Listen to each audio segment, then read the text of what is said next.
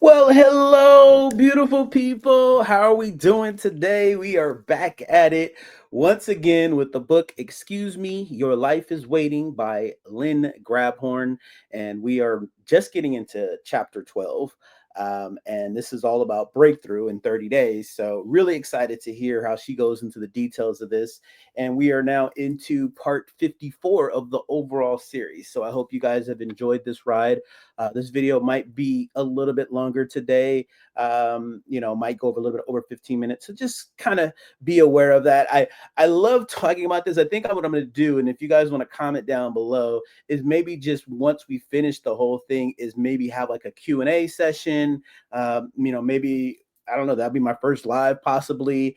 Just kind of going over everything because I feel like I do want to talk more about these things, but because the parts are so long, and I want to get you guys to be able to listen to the audio of the book itself. That's kind of why it's like, hey, right now I'm not talking a lot, but I will get to that, and there will be some videos after this that will get back into just me talking about these things. So just kind of be aware of that because that's kind of what's happening right now.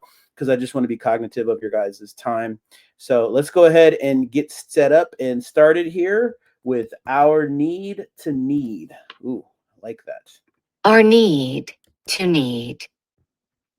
This relentless habit we have of negative thinking is so much a part of how we define normal. Most of us wouldn't know who we are without it. We'd lose our footing. For living in that vibration is the same as being hooked on drugs.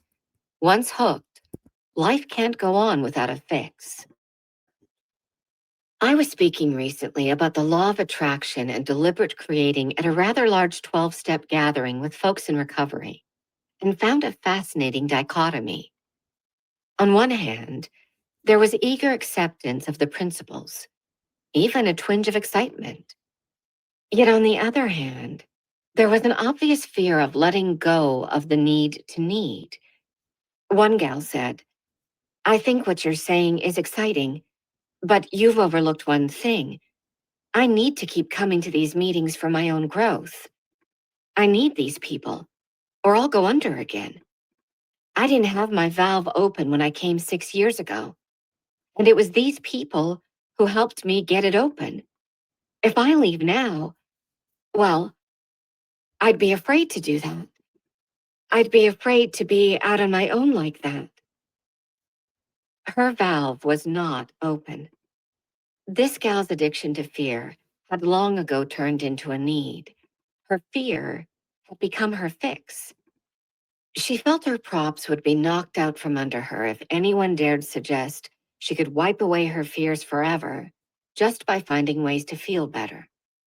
To even broach the subject was sincerely terrifying to her. Fear was her identity, her security blanket, and she wasn't alone. That same reaction came from many. "Give me the keys to happiness, but don't you dare take away my insecurities, or I'll feel stripped and vulnerable." Our ever-present need to need. Then there's the unfortunate concept held by so many of us that before reliable recovery from any addiction or emotional disorder can take place, we must unearth all the painful junk we believe was dumped on us in early years. Another fellow said at that same meeting, "I don't see how you can feel better without regurgitating," his exact words, "all that horror we had to go through growing up." Hmm, A habit of negative thinking turned into a need. hmm, Our need for emotional pain to feel alive, or even for mild discomfort, is the greatest addiction ever known to mankind. Granted, we'll probably never stop having negative reactions, because contrast is what being physical is all about. But we most certainly can learn to allow the contrast, our likes and don't likes, without having to feel and flow so much negativity. right. It's true. 3 frantic months. But I hadn't learned any of this yet. So when interest rates went up and my prolific mortgage business all but vanished, I went totally ballistic. Loans dried up overnight, and overnight, I went from positive to negative, blaming the condition, the rotten market, for my mood and state of mind.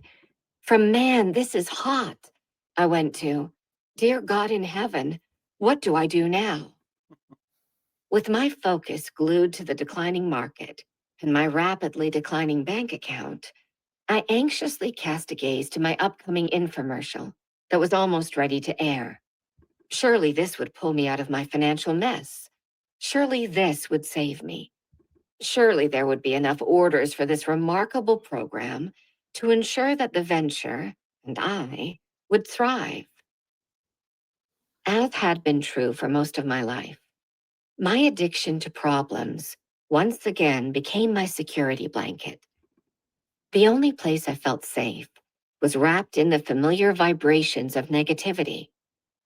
I tried to turn on the buzz I had learned to play with, but was too fretful and quickly gave up. Hmm. Never once did I write a new script. I didn't know I could. All I did was lose sleep, drink too much coffee, yell at the dogs, and become more and more terrified over the vast sums of money I had spent alongside of the sizable sums that were not coming in. Then came the what ifs. What if the infomercial didn't work? What if I had spent the equivalent of 5 years' income and didn't receive enough orders to continue? How would I make a living again? How would I? What could I? What if? What if? Mm. What if? Once again, I was creating a powerfully charged, very magnetic, and very negative vortex that was getting bigger by the second with each fearful thought I'd project. I kept trying to believe that things wouldn't have gone so smoothly for me the year before, when I was making all that money while producing the program and show, if the success of the show weren't meant to be. Huh. The half-hour commercial aired over an extended weekend in 20 different markets, from Hawaii to New York, and every place in between. I don't have to tell you what happened. There's not a want in the universe that could have made it through the thick vibrations of my don't wants that were pleading, I don't want this thing to fail. Oh, please, I don't want this thing to fail. My valve was sealed. The door to my toy store was bolted tight. And my resistance to anything even remotely resembling well-being was larger than the Milky Way. The size of the disaster sent me deeper than ever into fear. For 3 frantic months, I ran around like a chicken with its head cut off in the hi-ho silver mode, my valves slammed shut, trying desperately to generate some income while maintaining a constant focus on a train of things unwanted. Mm. Never once did I let go of my unceasing blame of and anxiety over conditions. All of them, the market, the lack of savings, the lack of income, the TV disaster, the production bills still due. I did not like what I was looking at. Needless to say, the harder I looked, the more of it I got. Finally, in answer to my anguished cries for help, I guess the universe took pity and slipped in some assistance on a sort of take it or leave it basis. Not big dollars, not any dollars, not new ideas, not even people to help, just some teachings. The principles of the law of attraction had been unceremoniously dumped in my lap. Hmm. Introduction to the beginning. As excited as I was about these new teachings, to blithely jump into the 4 steps of the law of attraction would have been utterly impossible for me in the beginning. I was mired too deep in fear. With 18 hours a day of ever-increasing anxiety, I was so awash in negative focus, negative feelings, and negative vibrations that, without some kind of starter program, I knew I'd give up before I'd begun. So I said to myself, okay, this shouldn't be too tough. I just have to find a way to stop thinking about things that get me uptight. No big deal. I'll just stop thinking about them for 30 days. Then I can get on with the rest of the 4 steps. Dreamer, Mhm. it was a very big deal. But with the determination born of being on the bottom again and nowhere else to turn, I dove in and refused to give up. If indeed you do desire to embark on the magnificent journey of becoming the deliberate creator you came here to be, I strongly urge that you dive into these 30 days too, before playing around with anything else. If you'll stay with it, the 30 days will identify the depth of your negative habit, giving you an invaluable benchmark from which to fly. At least it did for me. I had to establish where I was before I could chart a course. Man, oh man, did I ever find out where I was. So this was my start, my own eager, though thoroughly naive, beginning to shake loose the vibrational shackles in which I had been so unknowingly bound for decades. This is the 30-day program I designed not a day after receiving the Law of Attraction material. I'll tell you straight from my journal how it worked for me and what you might expect along the way. There are only 2 steps to my introductory program. 1, remove your focus from any major thing that is currently causing serious fear, worry, concern, anxiety, stress, etc., and keep it off. Hmm. Notice I didn't say to remove your focus from all things negative, just the current pressing items, because these are easiest to spot and feel. They are always major, in your face, don't wants of some kind that are causing you to be uptight. If thinking about your empty bank account makes you tense, stop thinking about it right now and flip switch to step number 2 right away. If thinking about your pending divorce generates that sinking feeling in the pit of your stomach, then stop thinking about it right now and flip switch, step number 2, as fast as you can. If thinking about your upcoming licensing exam is making you queasy, then stop thinking about it right now and flip switch as fast as you can.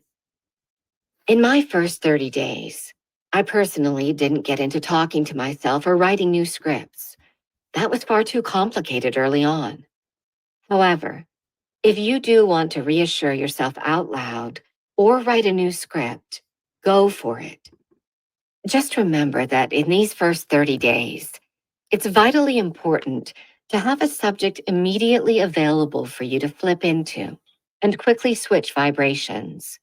That's the only way I found to begin breaking my insidious habit of negative. 2, establish a flip switch topic for each day by finding one new item about yourself to appreciate. A flip switch topic is one you've established for the day. It's ready for you ahead of time to flip into the moment you realize you're feeling anxious or a little down or even moderately out of sorts. It's a topic you've chosen to have handy so you don't have to frantically search for some valve opening thing to think about. Don't think that finding something about yourself to appreciate is namby-pamby. Believe me, it's tough. No matter what our position in life may be, most of us hold such great distaste of acknowledging our own attributes or talents that the thought of having to dig up a new one each day for 30 days can be really irksome. Happily, it's that very distaste which makes this exercise so valuable. For the process of digging up a new subject each day, along with the considerable effort it takes to stay focused on the thing, gets us so involved while we're stewing about it, we ultimately forget about the exterior worries. Hmm. So, what's to appreciate? Well, how about your hair, or your clean nails, or your singing voice, or your expertise with figures, or love of birds, or a great body, or leadership capabilities, or acting talent, or strong hands, or finesse in parenting, or proficiency in skiing, or position in the company, or sales abilities. If you think you can't find 30 things to appreciate about yourself, find them anyway. Then, when some habitual worry comes sneaking into your day and you catch yourself in that hypnotic state of seemingly unbreakable focus on whatever it is you're worried about, you now have something waiting in the wings to immediately override it. You flip switch instantly to your daily topic. Now, this is important. Stay with whatever topic of appreciation you've chosen for that day, no matter how absurd it might seem. In other words, don't bounce around with your daily subject of self appreciation just because it makes you feel silly or you think you might like something better. With the ever present help of your guidance, you chose it for some reason. So that subject is yours for 24 hours. Keep it. Then, think about your daily appreciation item when you're not in fear. Think about it every minute you remember to do it. That kind of concentrated high vibrational focus will do more to break up your habitual worry vibration faster than you can imagine. All right. We are going to stop there. Let me just go ahead and flip. Okay. Well, this is interesting. I hope you guys are taking notes. There is a challenge. And I think because we're nearing the end of the book here, so this would be a great challenge to do. I would say start it now. Comment down below if that's what you are going to do, because I would love to hear you guys' feedback. I know I've already started practicing this, because I have been listening to this book ahead of time just for you guys. But I definitely encourage you guys to continue doing this. And some things that you can also do that help me quite a bit as I'm doing this is journaling. At the end of the day, especially noticing how quick I can do that flip switch, and then just kind of working through it. And another tip that I would also recommend is, if you can, and hopefully this is a possibility, even if it means just going into your car, to say these things of appreciation out loud. Come up with an affirmation, but to do it out loud with feeling is very powerful and very important. So even if it's in the shower, because I know some of you guys might not live alone, but it's still possible to be able to do that. Just get creative. It's a matter of how bad you guys really want to do this. That's what my mentor always told me, when it came to these things. So yeah, let me know what you guys think. Are you going to participate? How it's going if you're already doing it? And if you haven't already, make sure that you like and subscribe, hit that notification bell so that you guys don't miss any of this great, amazing content. And I will be back at this again tomorrow. So until next time, you guys make it a great day. Take care. Bye-bye.